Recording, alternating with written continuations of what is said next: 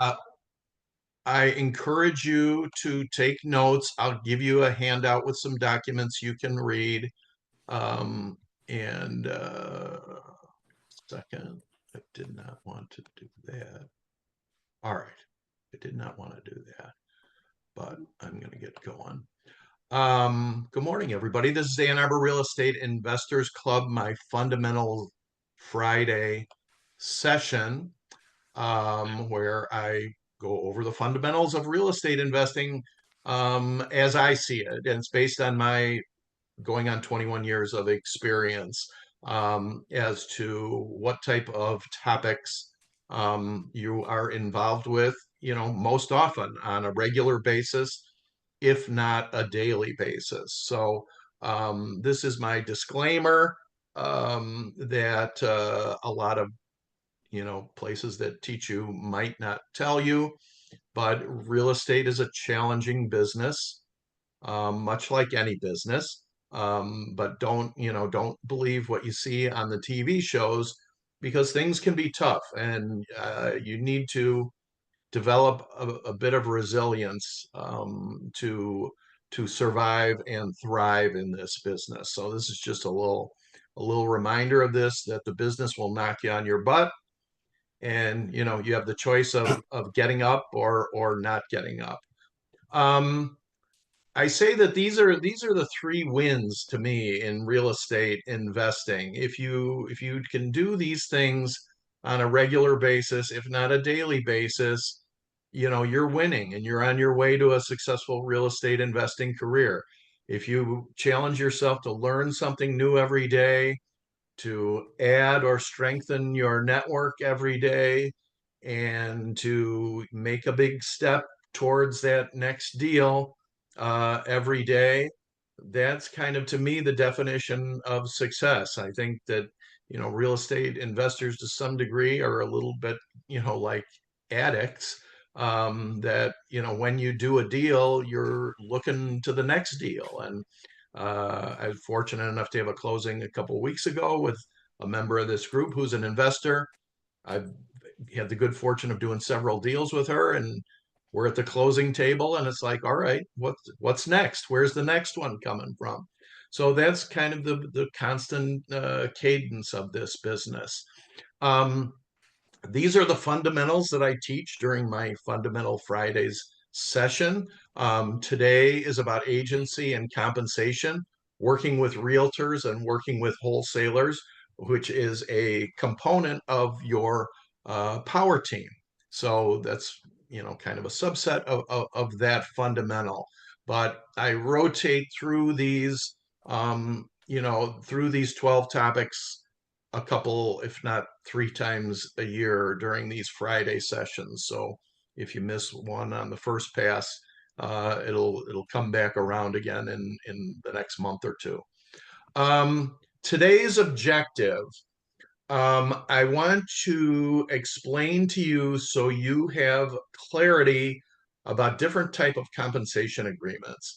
And my objective is to have you have such clarity that you will be able to explain it to other people who don't understand it, or have a misunderstanding about it, because there are some misunderstandings around it. And basically, compensation agreements, when all the dust settles, it's basically, in a real estate transaction, who's getting a slice of the pie and how much of a slice is each person getting, and having clarity about that, which is very important to do. So here's the first concept, is this, you will hear, if you haven't, you will hear this term called investor friendly realtors. Okay, and what is that? Well, when you don't know, you don't know. And I didn't know, there was a day I didn't know this. But there are, here's a couple of statistics that are kind of mind-blowing to me. There's over 1 million licensed realtors in the country, maybe 1,000,003. I heard a statistic that 75% of the realtors in this country did not do one transaction last year, which that's mind blowing to me. So that tells me that they're not at the top of their game, and they might not know all the ins and outs that those of us who are in the business 40 plus hours a week for 50 plus weeks a year um, do. So, people will ask realtors, are you an investor friendly realtor? And a realtor who doesn't know will say, well, yeah, I'm friendly. And if you want to buy or sell a piece of property, I'd love to work with you. So, yeah, I'm investor friendly. All right. I'll explain through the course of the next couple of slides, how some new nuances about that. And investor friendly realtors, the analogy I use is, being monogamous or being uh, marrying, having the ability to marry multiple people. And I explain it this way. There is this term called exclusive agency, which I'm going to share with you one of those documents. I'll walk through it. And exclusive agency is the way that all new realtors are trained to engage with, meaning that when new agents come online and go through all their sales training and learning about all the paperwork and all that, when it comes to agency, all agents are taught about exclusive agency. All right. And here's where the distinction comes in is that investors typically are very busy, are very active, are active in multiple markets, are active in different types of properties, and no one agent can really serve an investor on an exclusive basis. If you are in that category of being in multiple markets, acquiring multiple properties over a period of time, if this makes sense to you. So what I've kind of broken it out as, and this is how I operate, and this is how the other realtors I know who do work with investors have a tendency to gravitate for is, there's the idea of exclusive agency, which means, you're working with me, you sign an agency agreement with me, and whatever you buy, whenever you buy it, whatever you look at, or whatever you do within a certain time period, the time period of that agency agreement, it means then you and I are married uh, professionally, if you know what I mean. So it's the typical arrangement with a realtor working with a client who's selling or buying a personal residence, but it's different when it's an investor.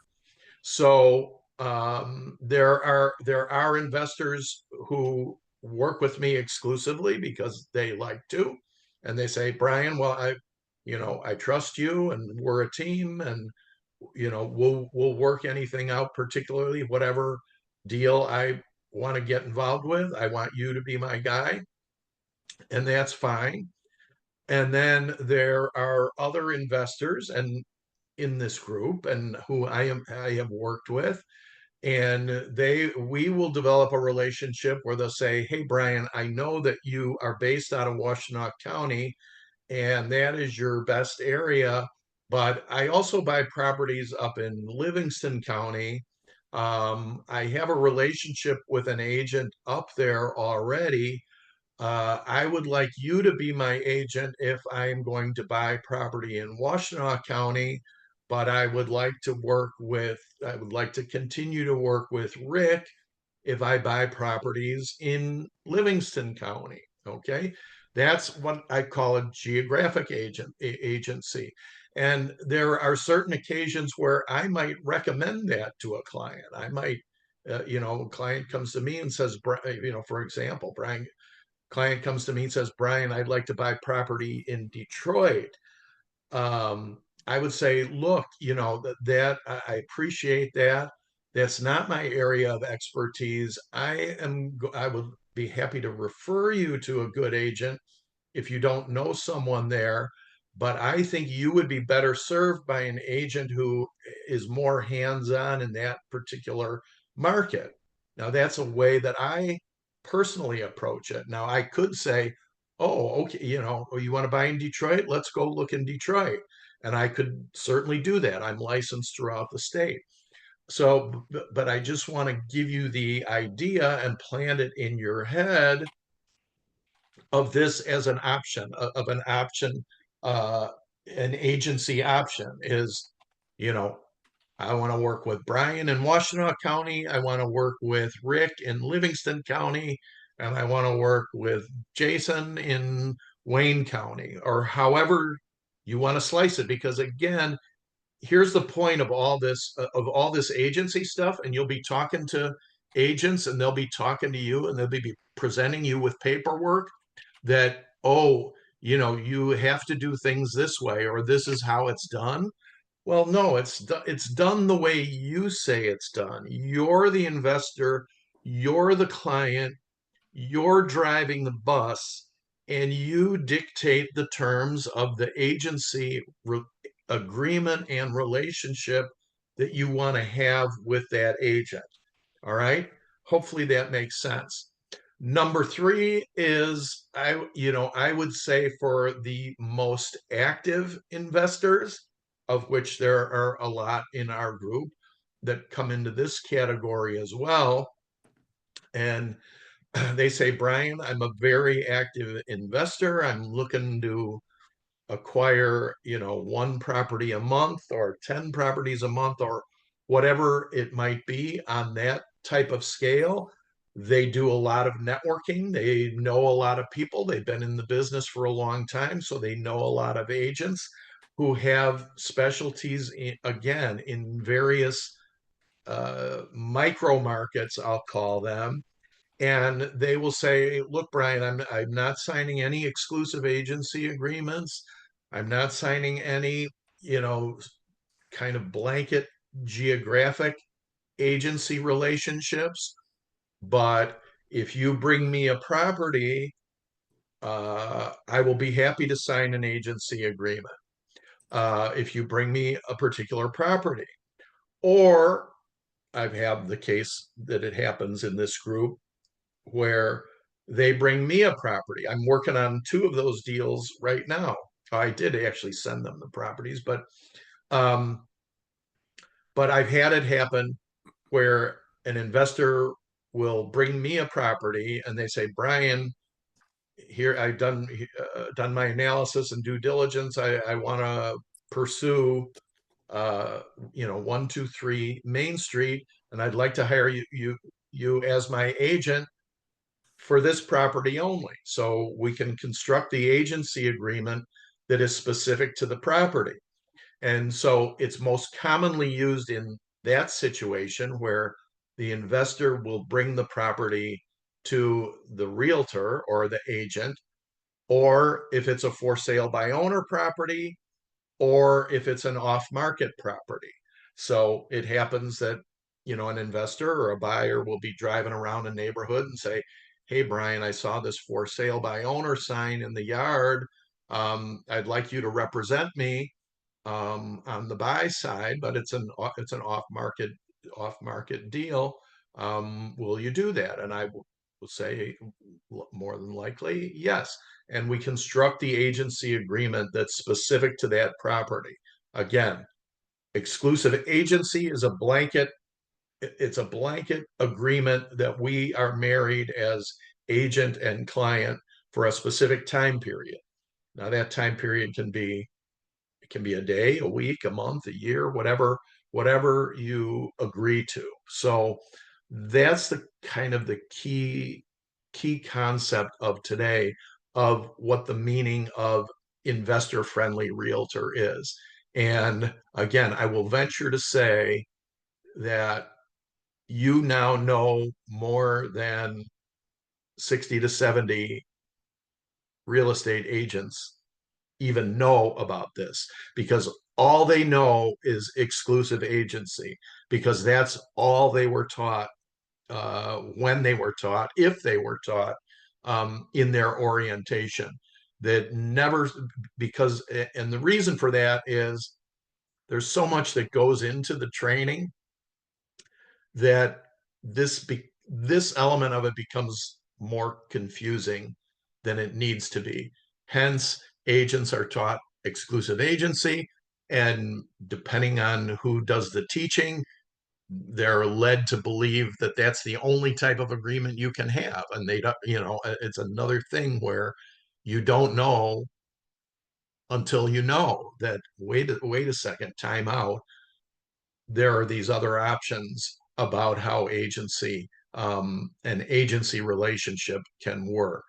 So there's a few of us here. If you want to put a question in the chat, if you have one, I can do that at the end, because I want to get to the agreements and walk through that. Wholesaler compensation, all right, that's a completely different animal. Wholesale Wholesaling is like selling real estate without a license in my book. So it's the wild west. Um, I meant to bring the document. It's sitting in the back seat of my car.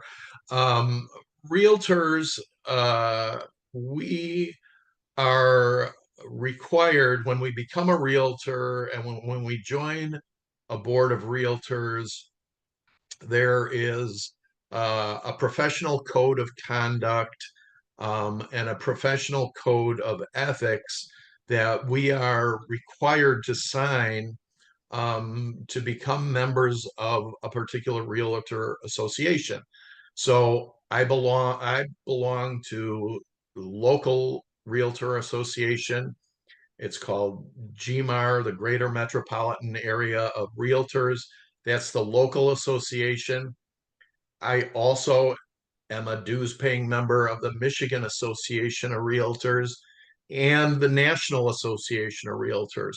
So those are three professional organizations that all have varying codes of conduct, codes of ethics, codes of professionalism that we are required to follow in order to obtain our license and keep our license.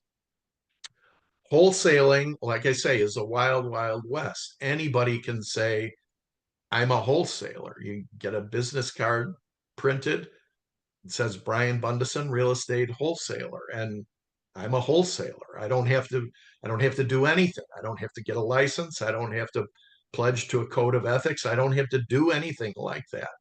So I can create any documents I can want to create, and can ask people to sign them. Um, but there's no oversight again. So when, as a real estate investor, you know, if you're going to be a wholesaler, or if you're going to think about doing wholesaling, I really encourage you to separate yourself from other wholesalers by doing business ethically and professionally, and to moral standards and professional standards, because your reputation is all you have.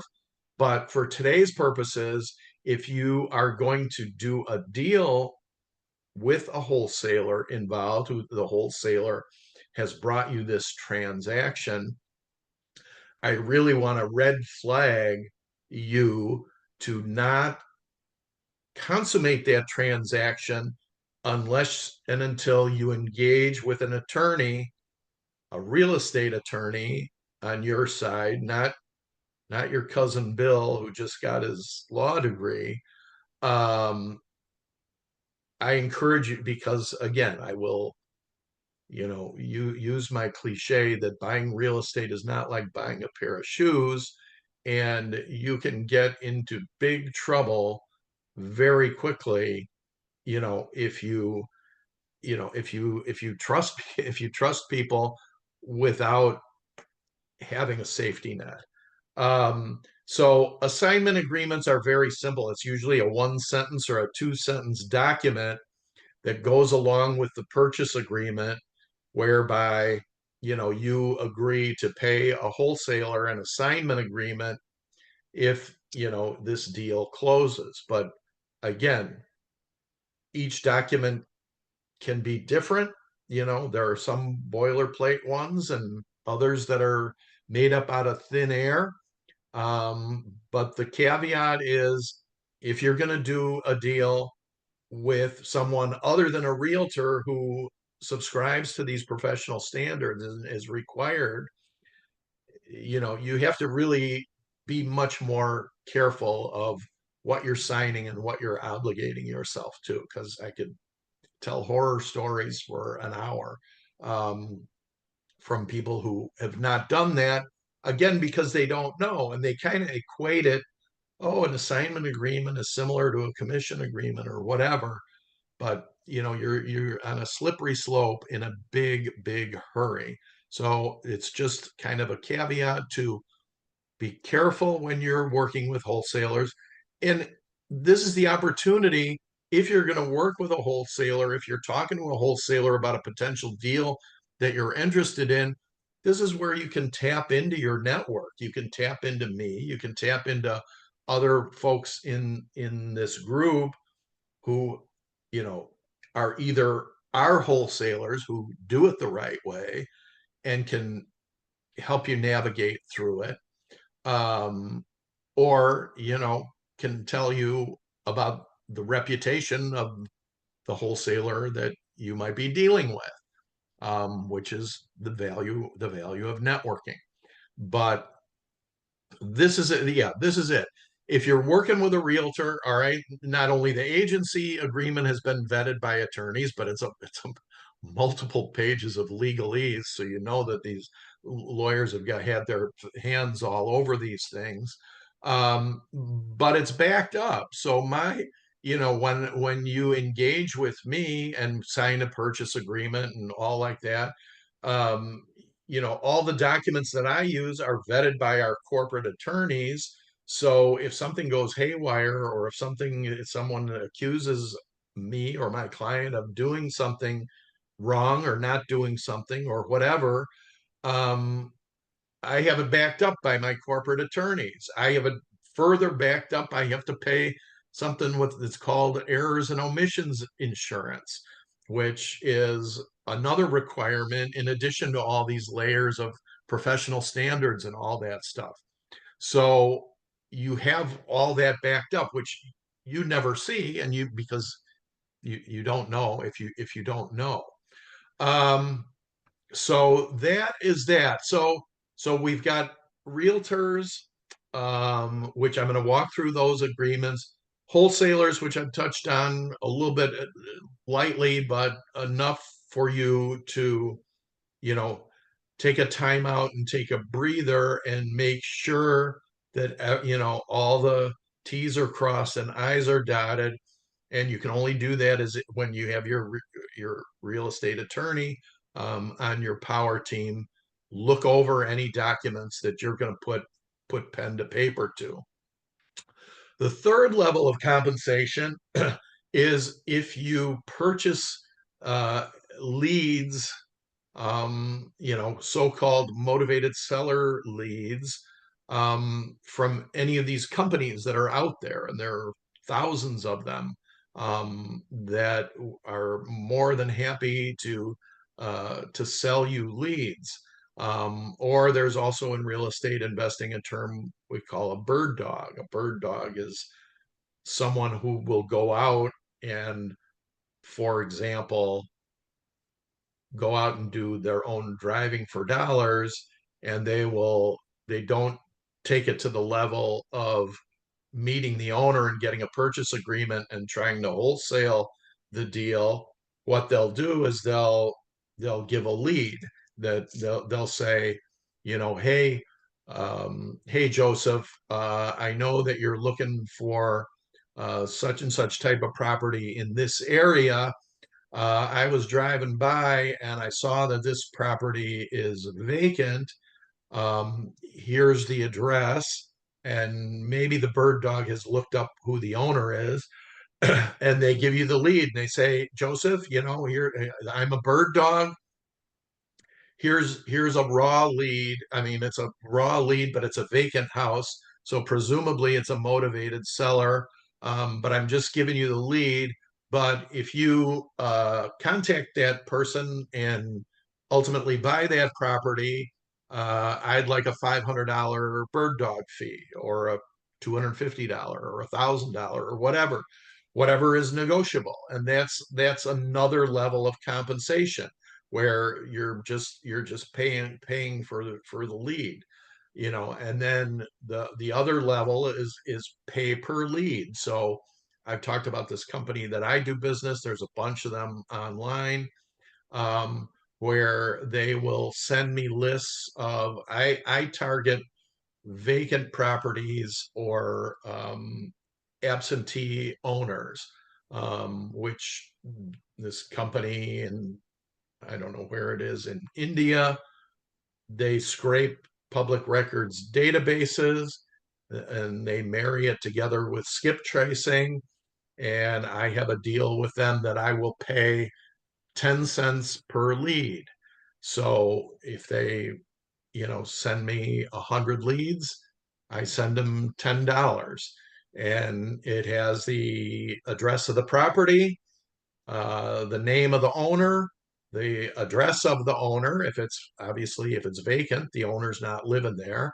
If they're absentee and it's their tenant living there, the owner's not living there. Gives me the owner's address, owner's phone number, owner's email address. 10 cents each, and then I can have at it.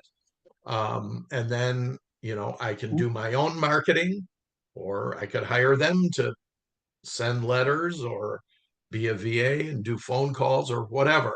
But that's the other way of compensation. I don't owe them anything if I close any deals on any of these properties they sent. They're just sending me the raw leads at 10 cents each. Bird Dog gives me a lead, so maybe warmer, maybe not. 500 if I close it, nothing if I don't.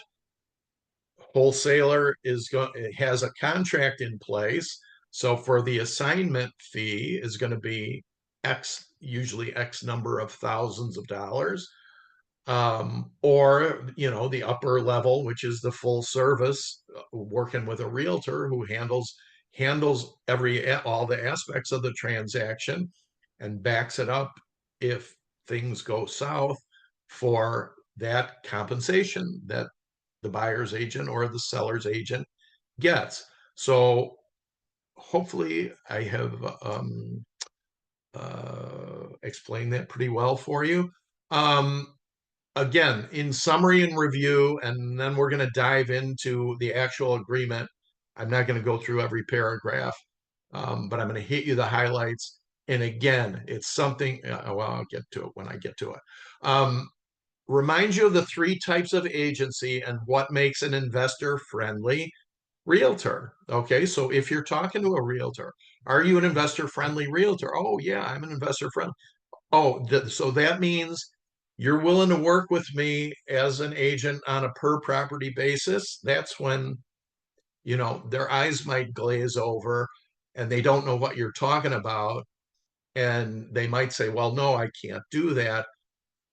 But now you can explain it to them, hopefully. So we've got, just for simplicity's sake, exclusive agency agreements, which you might want to do. And again, it's for a time period. So you can mix and match. It's not like you have to pick one of these types of agencies and do it in perpetuity, because each agency agreement, there's a time period on it. So you might do an exclusive agency agreement with me for 3 months for whatever we're doing together. That agency agreement expires, and then you're continuing on in the business, and you might do your next deal on a per property agency agreement. Okay, also the other thing, in all of these agreements, even though there's a specific time period, there should be, and there is in mine, but I can't speak for everybody's exclusive agency agreement, there should be an out in there. Okay, So there should be an out for you in that agency agreement. Okay, so it's not like I can force you to stay married to me. I can try and do that, and there are agents who will try and do that. I won't do that. If you don't want to work with me, that's okay. No problem. I'm not going to try and force you to work with me. But these agreements are required. They're required by Michigan real estate law. That's why we have them in the first place, to make sure there's no or fewer misunderstandings. But I'll show it to you in my agreement, where you have an out. So let's say, for example, you sign an exclusive agency agreement with me. Russ signs an agreement with me for a 6-month period. And then all of a sudden I ghost Russ. I don't return his calls. I don't answer to his emails, nothing. And he can't get a hold of me. He doesn't know what's going on. So he's like, well, screw this guy. I want out. So in my agreement, it says, if you send notice that you want to terminate the agreement is terminated. So it's really very relative. It's really very simple. Um, Assignment agreements, working with a wholesaler is a red flag until you get to know and trust and like this particular wholesaler and know that he or she is doing things on the up and up. And there are some of those out there, but there's no requirement that they do that, unlike with realtors. So you have to be careful. And then the pay per lead model, which is you're paying for raw leads. You're not and they're giving you the name and contact information, and that's the extent of their involvement with the transaction. So as you might imagine, the compensation is relative to the amount of involvement of the person that you're paying the compensation to. Um, these are these are some uh, other resources that I think are good for you to look at. And next steps, I always encourage you guys that when you come to any of my meetings or any meeting, real estate or otherwise, kind of go into the meeting with a goal and come out with an action plan. And when you do that, that means that the meeting has had value, in my opinion. And I kind of learned that a long time ago because I sat in hundreds of meetings that had no purpose and no value. So I try and create my own value if there's no value there, if there's no value in the meeting otherwise. But again, take action and kind of discipline yourself to those little wins every day. And you're doing that because you're here. So let me escape out of here. And I've got to stop the share because I got to go into a different program here. How's everybody doing? Anybody got any questions while I transition out here into? No? What All was that right. book you said? MREI? Does that stand for something? Oh yeah, that's the one you read, The Millionaire Real Estate Okay. Investor. Yeah, Okay. yeah, that's that one. Yeah. All right. All right. So here we go. Um, so most realtors will use, I'm going to give you two documents today that I use. I work for Real Estate One. Real Estate One has our own documents, our own set of documents. Every real estate broker has their own documents. Obviously, there's lots of similarities in them. And you might, again, if you don't know, you might assume they're identical with maybe a different logo on them, and but they aren't. I mean, but they're typically quite similar, but it should be on your radar screen that you're looking at Brian's documents, you're looking at Real Estate One's documents, and Real Estate One, we're the largest broker in the state of Michigan. We've got 2,000 agents, so there's 2,000 out of, I don't know, 14,000 who are using these particular documents. But Keller Williams has their own, Remax has their own, Century 21 has their own, yada, yada, yada. You get the idea. So each of them are vetted by their own corporate attorneys. And like I say, they're all similar, but I could not venture to say that they're all identical. So when it comes to agency, there are two documents, and I'm going to caveat it here, that maybe you heard or maybe you didn't. There was a class action lawsuit uh, against realtors, against the National Association of Realtors, on behalf of some plaintiffs who are people who bought homes, since 2018 or whatever. So the last 5 or 6 years got together and created a class action lawsuit saying that it was never explained to them who paid uh, the commissions to real estate agents, and hence they believed that they were required to make payments and make payments in a certain amount, which was really never true. But that's what the lawsuit was about. And for whatever reasons, the National Association of Realtors decided to settle the case without it going to trial. And the settlement is, it's basically, it changes the way we're doing business, but it doesn't change the elements of the business, as it's always been, if that makes sense. So what the lawsuit says that we as realtors now we have to do is we have to have this conversation with clients about agency and about commission. We have to have that conversation very early in our relationship. And ideally, it's ridiculous to me, but it is what it is, and I have to deal with it, because it was created by lawyers. That theoretically, in the first conversation, oh, hello, my name's Brian. Oh, hi, my name's Russ.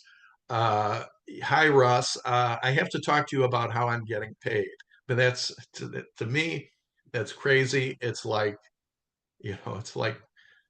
showing up in my uh, wedding gown on a first date.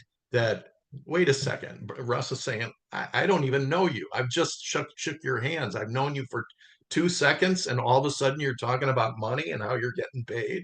Well, that's the world that I'm living in. So, but so now you know about that. So now when someone says that or does that to you, you'll understand why.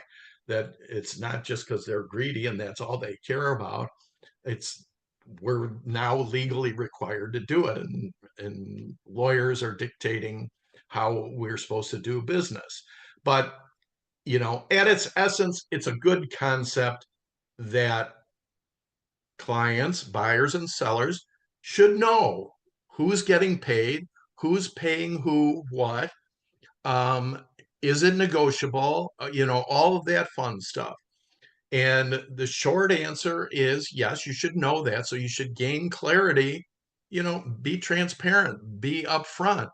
And as an active investor, now that you know this, you can be the one that initiates the conversation, and you can say, hey, again, hey, Brian, I'd like to engage with you on purchasing, either this specific property or this type of property. I'd like to team up with you for us to find this type of property that I would like to invest in. And yes, of course, I'm willing to compensate you for your time and expertise. And, let's just get that out of the way so we can move forward. So this is the first line of there's two documents. One is called an agency disclosure, and the other is called an agency agreement.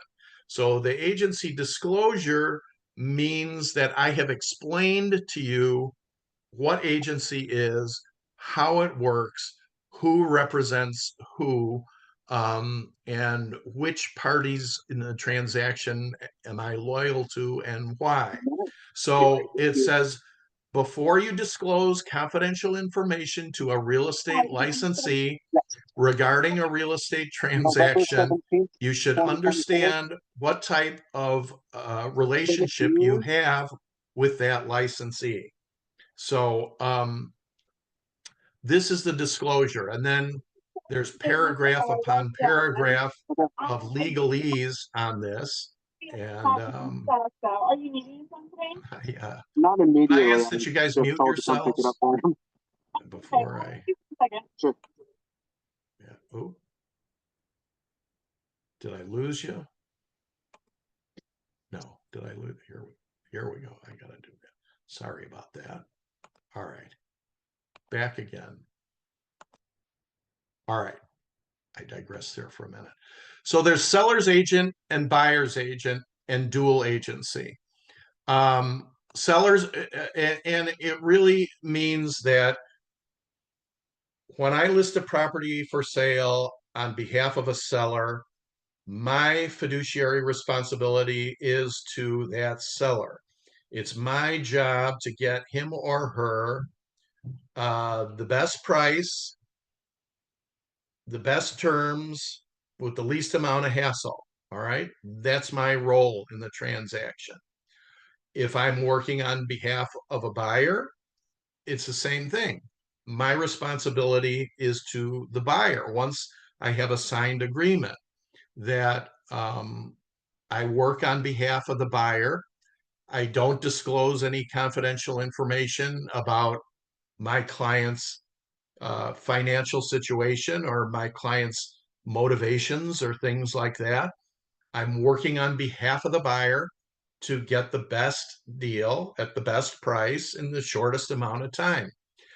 I'm looking for a win-win-win situation all the way around, no matter which side I'm on, but I'm an advocate. I'm more of an advocate for my client.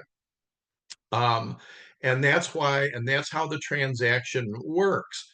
That, it's best to have a seller's agent and a buyer's agent who work on behalf of the interests of their respective clients.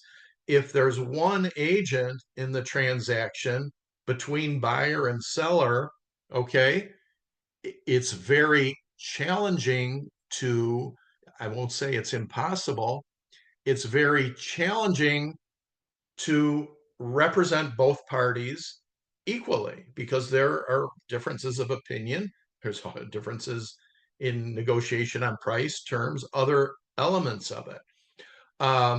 There are cases where that's fine, that the seller can say, Brian, I'm okay with you representing me, and I'm okay representing the buyer as well. So let's say we have a property that we're getting ready to enter into a contract on, and Joseph is the seller and Russ is the potential buyer. I'm the agent, and Joseph says, Brian, I know you're fair. It's okay with me if you want to represent Russ. Russ says, it's okay with me. I know my numbers. And if we come to an agreement, it's fine with me. If you represent me and represent the seller, that's fine. So in that instance, I'm a dual agent, and both parties agree that it's okay for me to represent both sides. I will tell you that this is, in practice, it's relatively rare. I personally do not like doing it because too many things can go wrong. or too many misunderstandings or misperceptions, or anything can happen. Therefore, it's my own personal policy to stay away from this type of an arrangement. But I know members of this group who have absolutely no qualms about it. As long as the numbers fit, for their transaction, they're much more clinical and businesslike about it, and that's fine. Everybody does things a little bit differently, but you should be aware of it. And now we talk about, the compensation, and that's the other element of this lawsuit, where the lawsuit was because these agency agreements were typically baked, and they still are, they're baked into the purchase agreement.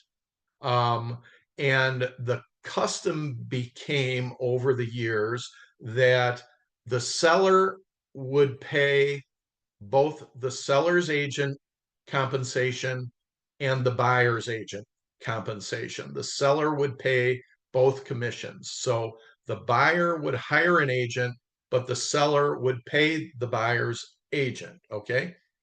First pass, it sounds like, wait a minute, that doesn't make sense. It didn't make sense, but it came about, 20, 30 years ago, as customary, because buyers, and it's mostly came about for residential transactions, because buyers are trying to purchase a property with as little out of pocket up front as they can, because it's a huge transaction, and buyers have to come up with earnest money, inspection fees, appraisal fees, down payments, finance fees, and all of that out of pocket. That buyers are, it's very challenging for them to also come out of pocket to pay their agent's commission. It's just too much upfront money for a buyer to be able to get into this transaction.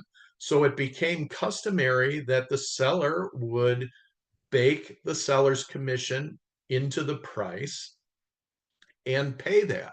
Okay. Now, over time, it eroded that really was not communicated, and hence the lawsuit, and hence the settlement, and hence the clarification, and hence here we are today, if that makes sense to you. So a seller, it's still customary to do that, and most sellers are still understand the concept that for a buyer to come up with a buyer's agent commission upfront out of pocket, in addition to all these other transactional expenses, make the deal typically not doable. So the result of the lawsuit is it just puts all those it kind of puts all those elements on the table up front. um, and I will make the other point that in investment properties, and it's very common in commercial deals, that it's a different way, where the buyer is responsible for paying his or her commission separately from the purchase agreement. Okay. That is very typical in commercial transactions, where it's not in residential. And with investors, it's kind of, a gray area. It straddles the line, but it still mostly gravitates towards the seller is willing to pay the commission, you know, of the buyer's agent. And the other element of it is that, that commission is baked into the purchase price.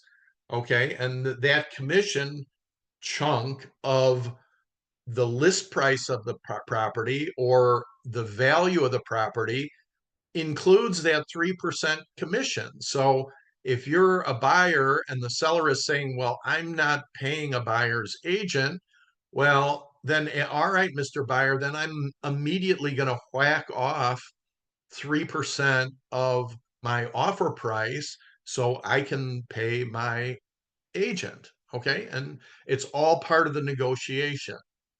But the idea of these agreements is knowing, again, when you put the pie in the oven and the pie comes out of the oven, and who's going to slice up the pie, and how much of a slice does each person involved in the transaction get, knowing that, before you bake the pie and take it out and then decide who's going to get what.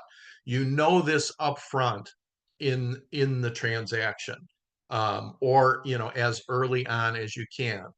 So I hope that makes sense to you. But I mean, the moral of the story is, if you're a buyer, you should always have a buyer's agent. And, again, 9 times out of 10, the seller will pay your agent, and you're going to ask for it in your offer anyway. If he says he won't, you know, if it's a multiple offer situation, then, that's part of the negotiation. But typically, you as a buyer, you say, all right, well, I'll buy this property. I'll pay you X amount of dollars, but I want you to pay my agent 3%. That's in the purchase agreement now. All right. So that's basically how that works. This is this agency disclosure, if Russ is hiring me as his buyer's agent, I'm the buyer's agent. All right. And that's requires a signed buyer agency agreement, which I'm going to get to in a second. We also have what are called affiliated business disclosures, which are just kind of more legal disclaimers. Um, Real Estate One has an in-house mortgage company, 2 in-house mortgage companies, an in-house title company, an in-house insurance agent, who you guys met yesterday, Insurance One, an in-house title company.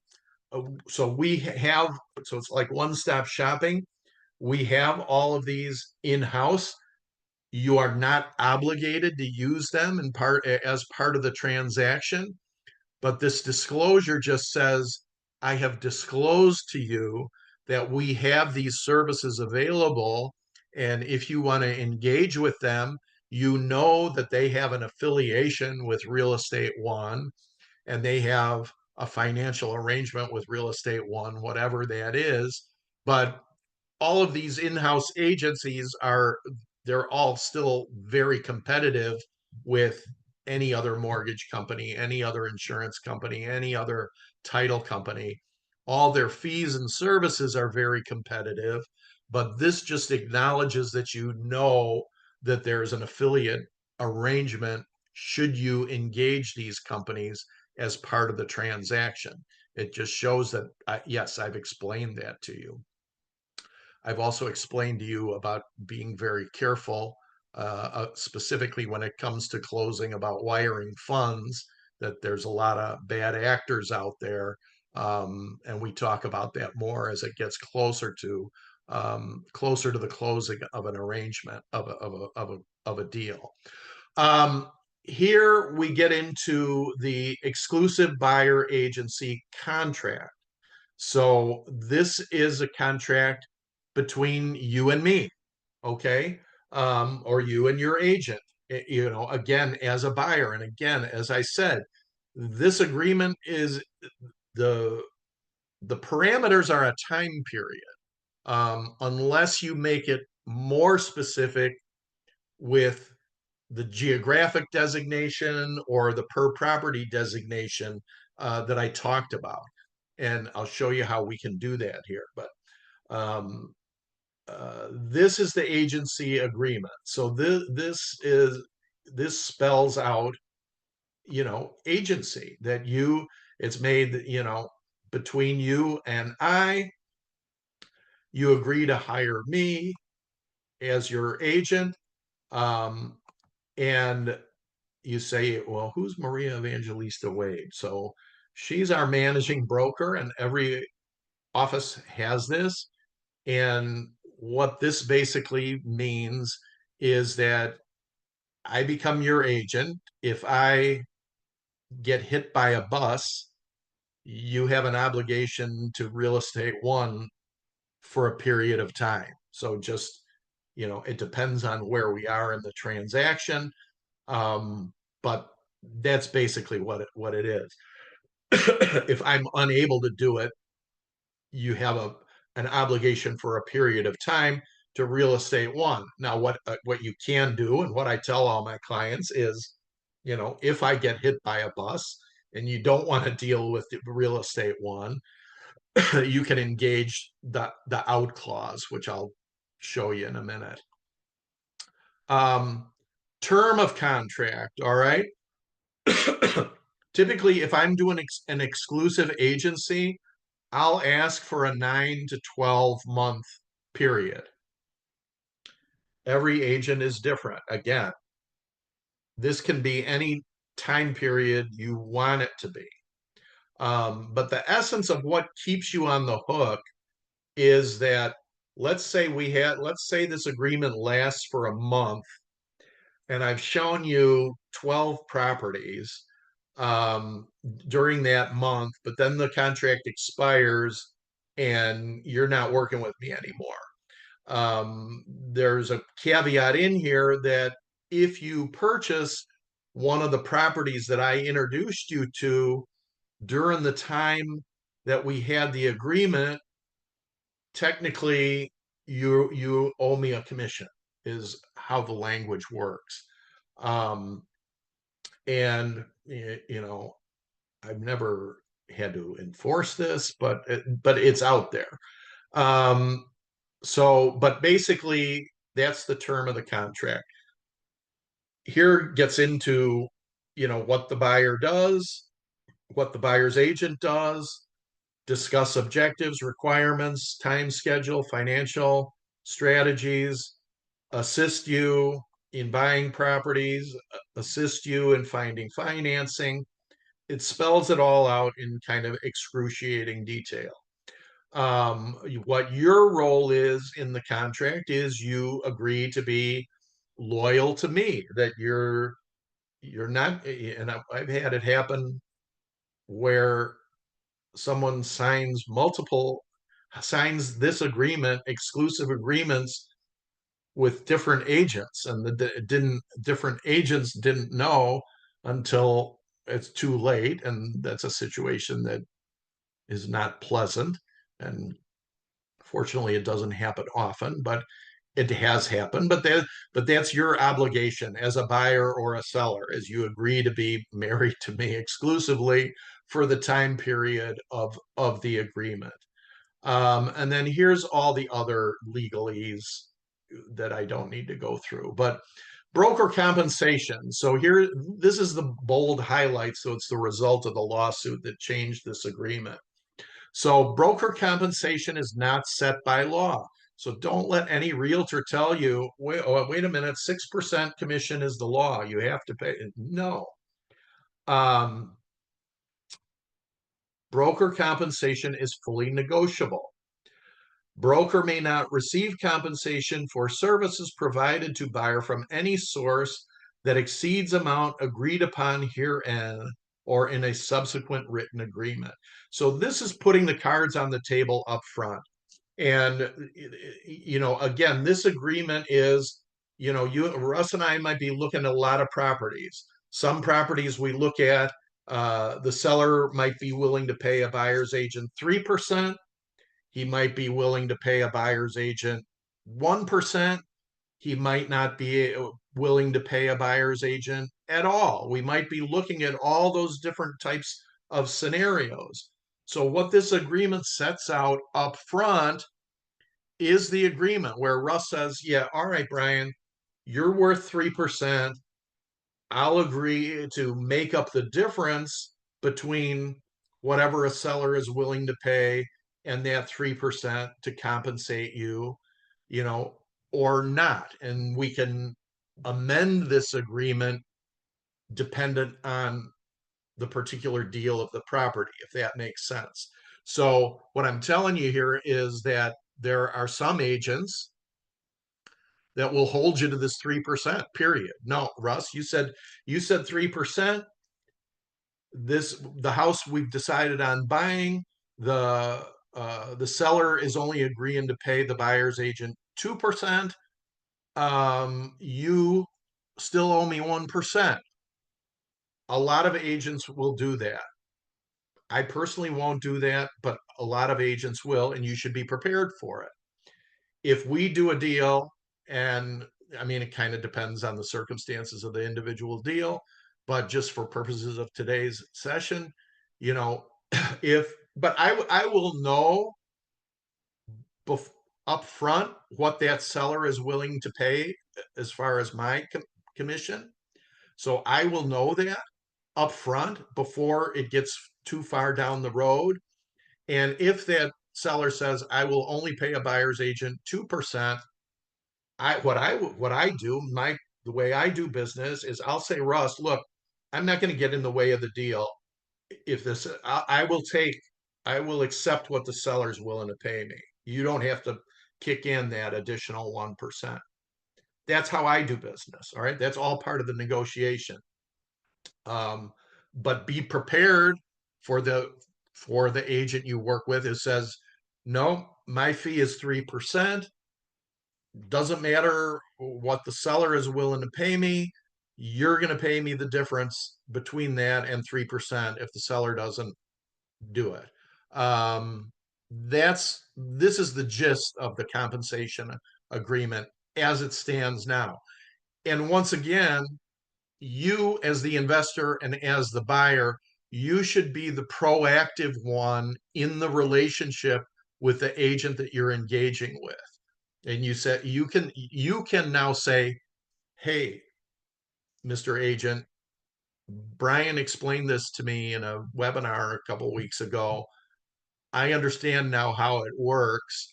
And yeah, I'm willing to pay the difference if we get into a deal where the seller won't pay. I'm willing to do that, or I'm not willing to do that. Or you talk to the agent and he or she may offer or not offer. That's all works in the relationship that you have with the agent you're working on. And again, this could be different for every deal. It could be different for every agent. It could be completely different. But now that you're aware of it, you need to be the proactive one in the relationship, and you need to bake this fee into your deal analysis, especially if you're doing an investment. You know what you're going to be on the hook for out of pocket. And whatever, it's part of the negotiation. But again, the 3% is typically baked into the listing price anyway, so you're gonna adjust the price and you're gonna pay it, or you're going to pay the price and the seller pays it. It just doesn't matter. It's the same amount of money. It's just who writes the check. If that, hopefully this makes sense to you.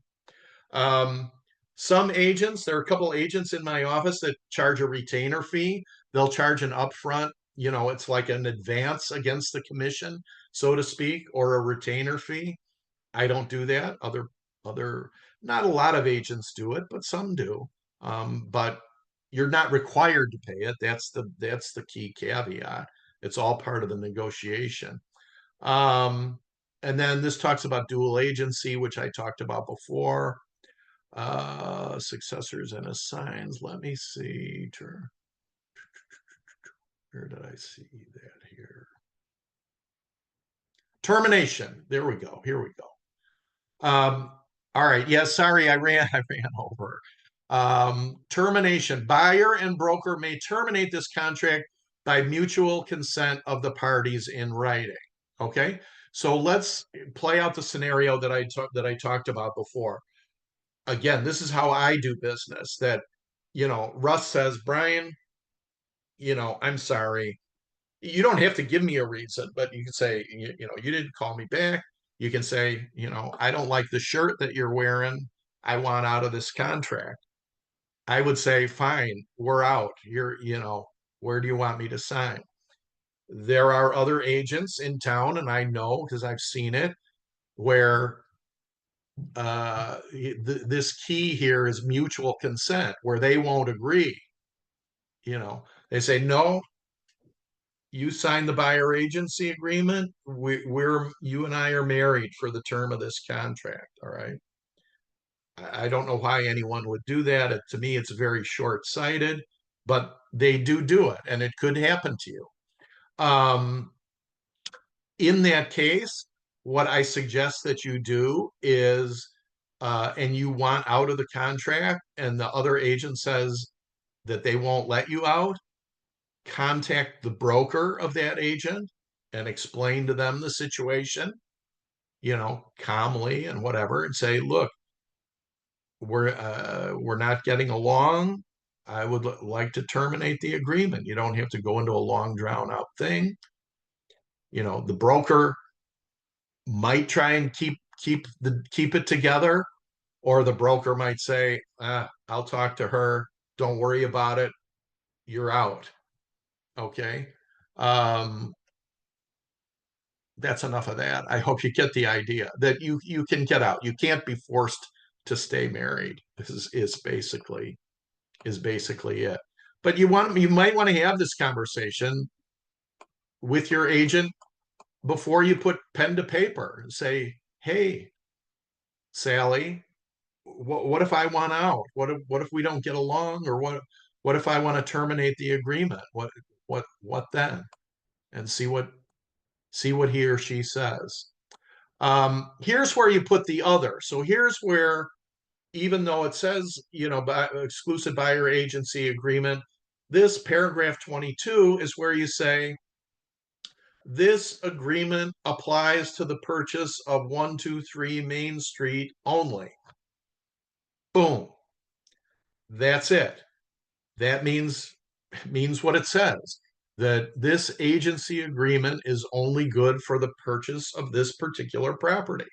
And that's how a lot of investors keep things clean, and avoid problems, is they do agency agreements property to property. And again, if it's a true investor friendly realtor, he or she will say, yeah, no problem, no worries, let's do it and let's go. All right. I know I went through it pretty quickly. But do you guys, let me